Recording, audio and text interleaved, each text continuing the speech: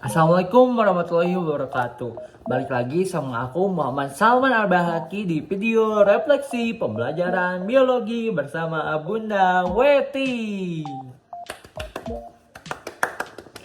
Di sini aku akan merefleksikan hasil pembelajaran aku selama materi sebelumnya.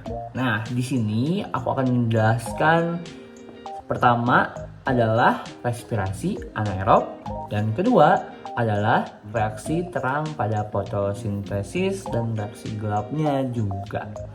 Oke, yang pertama adalah respirasi anaerob. Oke, respirasi anaerob. Nah, respirasi anaerob adalah respirasi yang tidak memerlukan oksigen. Nah, seperti dari namanya, an adalah tidak dan aerob adalah O2. Jadi, bisa diartikan bahwa respirasi anaerob adalah respirasi tidak menggunakan O2 atau oksigen. Oke, sudah. Good job. Nah, respirasi anaerob itu contohnya ada dua yang dijelaskan sama Betty. Yang pertama adalah fermentasi alkohol. Nah, fermentasi alkohol ini bentuknya adalah C2H5OH C2H5OH atau alkohol. Nah, di sini itu dari mana sih itu tuh? Nah, itu tuh dari hasil proses glikolis atau pemecahan glukosa. Nah, hasilnya itu adalah 2 etanol, 2 CO2 dan 2 ATP. Oke. Nah, ini tuh bisa ditemuin di berbagai macam bentuk kehidupan sehari-hari. Dan yang paling dekat sama kita baru juga dilakuin praktiknya adalah penggunaan ragi. Nah, ragi adalah jamur. Nah, jamur kalau bahasa ilmiahnya nih kata Bu Eti adalah Saccharomyces cerevisiae gitu. Oke, yang kedua adalah fermentasi asam laktat. Nah, ini tuh salah satu contoh juga dari respirasi anaerob atau respirasi yang tidak menggunakan oksigen. Oke, fermentasi asam laktat itu biasanya kita rasakan sehari-hari ketika kita naik tangga, ketika kita berolahraga dan terengah-engah, otomatis kita tidak ada oksigen, bukan tidak ada tapi kekurangan, dan disitulah muncul langsung si asam laktat membuatmu pegal dan lelah. Nah, si asam laktat ini reaksinya itu hasilnya itu sama dari proses glikolis atau pemecahan glukosa. Nah, hasilnya itu adalah 2 asam laktat dan 2 ATP. Seperti itu. Jadi ketika kamu lari-lari, ketika kamu olahraga dan kamu merasa capek, pegalinu itu wajar. Karena kalau tidak, kamu bukan manusia. Oke, selanjutnya aku tuh bakalan ngebahas tentang fotosintesis. Fotosintesis itu berasal dari kata foto. Pose dulu. Nah, gitu. Foto itu berasal dari kata cahaya. Jadi, fotosintesis itu adalah proses pembuatan makanan dengan menggunakan cahaya mana? Cahaya ilahi, yaitu matahari. Tolong edit ada matahari di sini, thank you. Nah, padahal aku sendiri yang edit. Oke. Nah, fotosintesis itu menghasilkan reaksi. Nah, reaksinya itu dari mana sih? Dari mana ya? Dari karbon dioksida atau CO2 dan H2O atau air. Nah, cahaya matahari dan klorofil itu mengubahnya menjadi O2 dengan C6H12O6 seperti itu. Nah, tempat fotosintesis itu ada di mana sih? Ada di bukan klorofil, tapi kloroplas. Kloro, hijau. Nah, yang pertama, reaksi terang atau fotolisis. Fotolisis apa ya ini teh? H2O. Kenapa disebut fotolisis H2O? Karena di situ tuh menangkap air gitu, atau reaksi memecah air. Nah, reaksi apa sih yang dihasilkan di reaksi terang ini tuh? Nah, reaksi di sini adalah reaksi memecah air menggunakan energi cahaya matahari.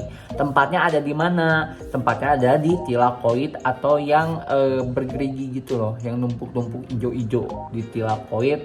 Nah, tilakoid itu ada di mana? Di dalam kloroplast. Seperti itu. Oke? Nah, hasilnya itu adalah oksigen atau O2, 2NADH-PH, 2NADPH, dan 2 ATP. Seperti itu teman-teman. Mengerti? Mengerti dong. Oke. Selanjutnya adalah reaksi gelap. Nah, reaksi gelap, kenapa sih disebut reaksi gelap? Karena reaksi ini tuh tidak memerlukan cahaya matahari. Makanya disebut reaksi apa? Betul, mau aja disuruh-suruh.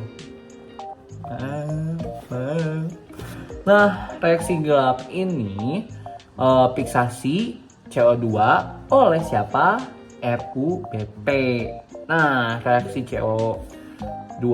fiksasi CO2 itu bisa disebut juga adalah siklus Kelvin. Pinter kamu, pinter banget.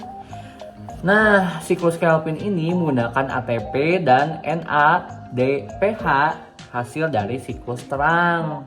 Nah, hasilnya adalah glukosa atau karbohidrat. Seperti itu teman-teman. Jadi, nih kan si reaksi dari fotosintesis itu CO2 tambah H2O. Hasilnya jadi O2. O2 itu dari mana? Dari reaksi terang. Kalau glukosa atau C6H12O6 itu adalah, iya betul, dari reaksi gelap. Seperti itu teman-teman. Arigato gozaimashita. Terima kasih Ibu. Love you. Oke, segitu dulu dari Salman. Refleksinya mohon Ibu untuk koreksiannya dan apresiasinya boleh di kolom komentar. Apa lagi ya? Oh, aku belum cerita-cerita ya Ibu ya. Oke, hari-hari ini banyak sekali drama ya Bu, dan banyak sekali ekspektasi yang tidak memenuhi gitu. Tidak terpenuhi karena ya terlalu tinggi. Memang ya, jangan berharap ya deh ya. Jangan berharap kepada manusia ya deh ya. Pokoknya banyak sekali ekspektasi aku yang harus jatuh, jebret, sakit banget. Tapi nggak apa-apa. Kencang ya.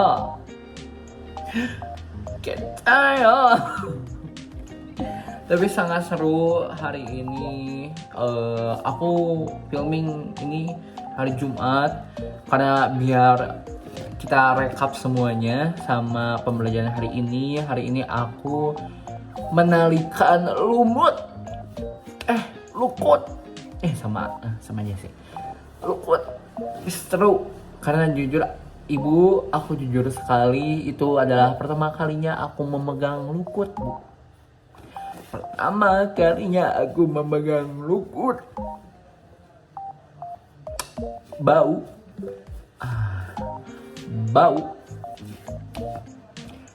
Slimy.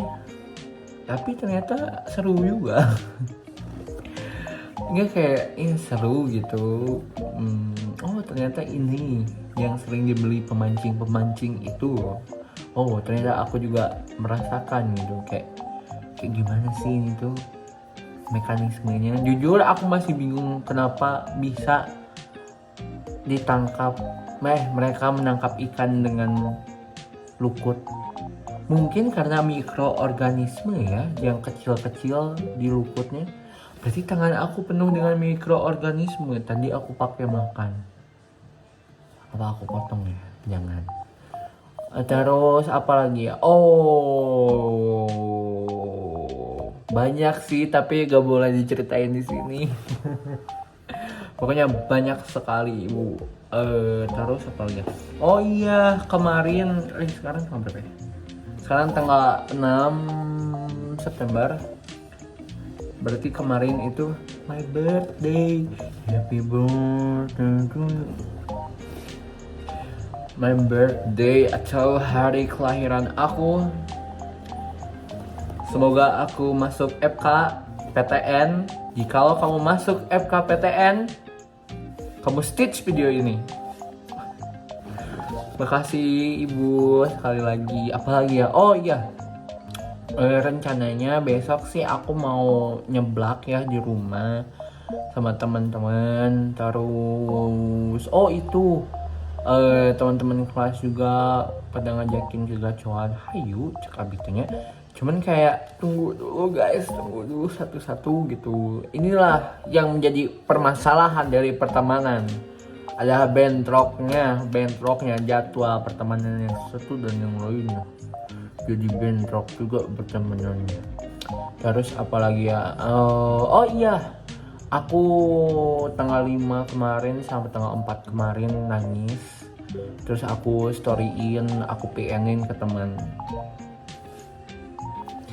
Kenapa ya? Udah karena kebiasaan aja sih.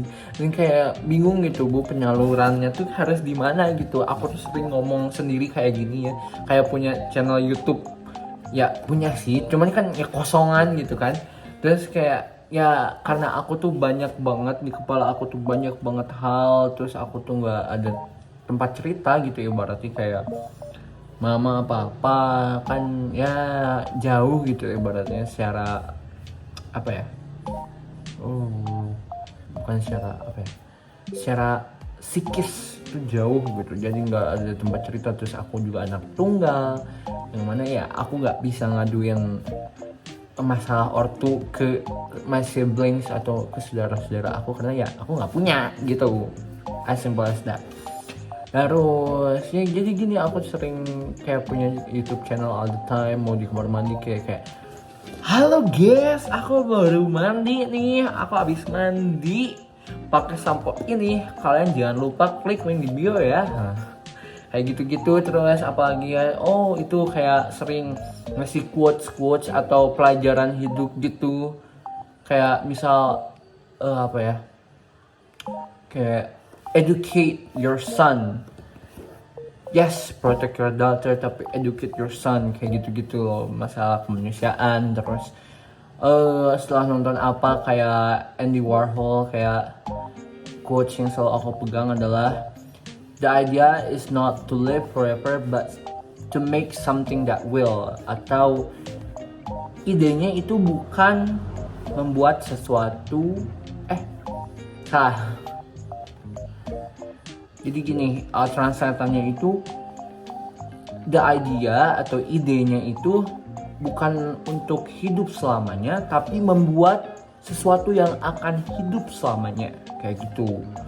Kayak misal contoh pesawat B.J. Habibie dan ilmu-ilmunya. Terima kasih Pak, walau cuma setahun bisa mengembalikan status Indonesia kembali ke kejayaannya dari yang asalnya krisis 13%, terus kurs dolar benar-benar minus dulu. Dengan waktu 1 tahun anak dari Kalimantan itu bisa mengembalikan Indonesia ke puncaknya, ke stabilnya gitu.